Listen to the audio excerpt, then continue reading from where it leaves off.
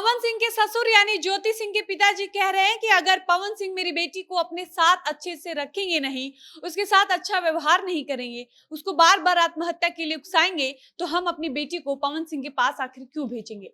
उसके बाद जब पवन सिंह के ससुर से कहा गया कि ज्योति सिंह के ऊपर एक आरोप लगता है कि शादी के बाद जब पहली बार ज्योति सिंह हिंदू रीति रिवाज के अनुसार ससुराल से विदाई करके अपने मायके बलिया जाती हैं, उसके बाद ज्योति सिंह कभी आरा आने का नाम नहीं लेती है। ऐसा क्यों? तो इसके जवाब में ज्योति सिंह के पिताजी कहते हैं कि ये बात बिल्कुल गलत है। ऐसा कुछ भी नहीं है कि मेरी बेटी अपने ससुराल जाने से बचती थी। वो तो अभी भी इस बात के लिए तैयार है कि अगर पवन सिंह आएंगे, अपनी पत्नी को प्यार से समझा बुझा कर अपने साथ ले जाएंगे और अच्छे से रखेंगे, तो आज भी वो पवन सिंह के साथ रहने के लिए तैयार है। और अगर पवन सिंह मेरी बेटी से अच्छे से पेश आएंगे, तो हम भी अपनी बेटी को पवन सिंह के साथ दोबारा भेज देंगे।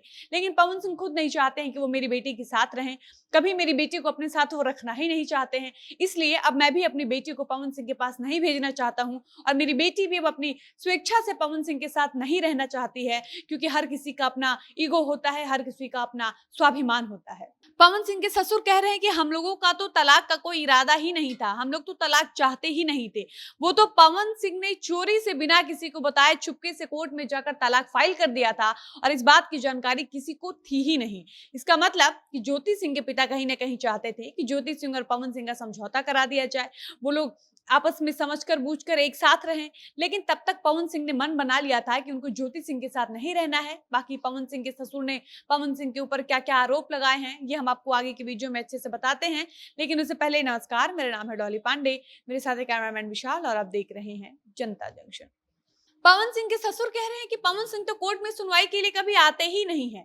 जब भी सुनवाई की कोई तिथि निश्चित की जाती है, तो उस तिथि पर पवन सिंह खुद ना आकर अपने वकील को भेज देते हैं, और वकील पवन सिंह के बचाव में अपना पक्ष रख देते हैं। बाकी आपको एक नई बात बता दें कि पवन सिंह और ज्योति सिंह के तलाक मामले में एक नई बात सामने आ रही है कि ज्योति सिंह का प्रेम विवाह है, और ये कहना है पवन सिंह के वकील का, जो इस वक्त पवन सिंह का केस देख रहे हैं। और वही पवन सिंह और ज्योति सिंह की शादी को लेकर एक नया खुलासा किए हैं कि पवन सिंह और ज्योति सिंह का लव मैरिज है, और इस शादी में एक भी रुपए का लेन देन नहीं हुआ है। यानी पवन सिंह के वकील के अनुसार ज्योति सिंह के पिता ने अपनी बेटी के दहेज में 1 रुपया 1 पैसा नहीं दिया है, क्योंकि ये शादी लव मैरिज है। और ये बात जब ज्योति सिंह के पिताजी से पूछी गई कि क्या ज्योति सिंह ने लव मैरिज किया है, तो उसके जवाब में पवन के ससुर ने कहा कि ये बात तो बिल्कुल गलत है, ये महज एक अफवाह है, और ऐसी अफवाह इसलिए फैलाई गई है ताकि इस रिश्ते को प्रेम विवाह का नाम दे दिया जाए। और ज्योति सिंह ने पवन सिंह से अपने भरण पोषण के लिए जितने पैसे का डिमांड किया है, जितने पैसे मांगे हैं, वो पवन सिंह को न देना पड़े। जबकि सच यह है कि पवन सिंह और ज्योति सिंह की शादी एक दूसरे के परिवार की रजामंदी से हुई है।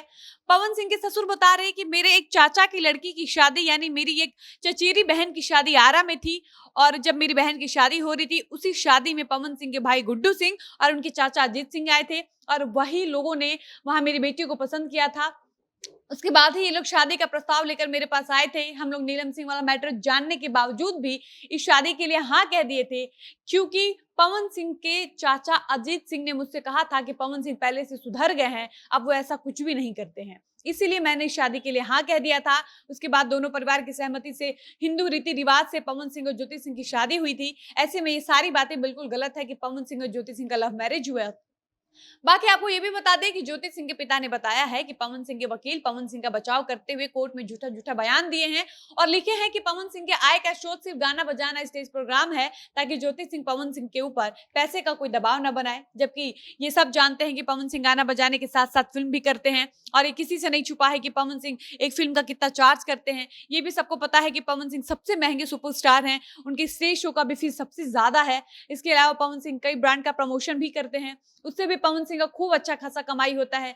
पिछले 2 महीने में पवन सिंह 1 महीने में लगातार 15-16 गाने कर रहे हैं। बीच बीच में पावर स्टार का स्टेज शो भी होता रहता है, और इन सबको अगर मिलाकर देखा जाए तो पवन सिंह अच्छे खासे संपत्ति के मालिक हैं। उनके पास आय का बहुत सारा स्रोत है, उनके पास पैसे की कोई कमी नहीं है। और यही सब देखते हुए ज्योति सिंह पवन सिंह से ये मांग कर रही है कि जब तक पवन सिंह अपनी पत्नी को अपने साथ नहीं रखते, या जब तक अपने साथ रखने के लिए राजी नहीं हो जाते हैं, जब तक तालाक का मामला कोर्ट में चल रहा है, तब तक पवन सिंह अपनी पत्नी के भरण पोषण के लिए 3.5 लाख प्रति माह देते रहें। लेकिन पवन सिंह चाहते हैं कि उनको ज्योति सिंह को 1 रुपया ना देना पड़े, और उनका ज्योति सिंह से फाइनली एक ही बार में तलाक हो जाए। बाकी आपको बता दें कि अगली सुनवाई 19 सितंबर को है। वैसे में ये देखना होगा कि पवन सिंह 19 सितंबर को अपने तलाक मामले की सुनवाई पर आते हैं, या हर बार की तरह इस बार भी अपने वकील को भेज देंगे। वीडियो को यहीं पर समाप्त करते हैं, मिलते हैं नई वीडियो में। धन्यवाद।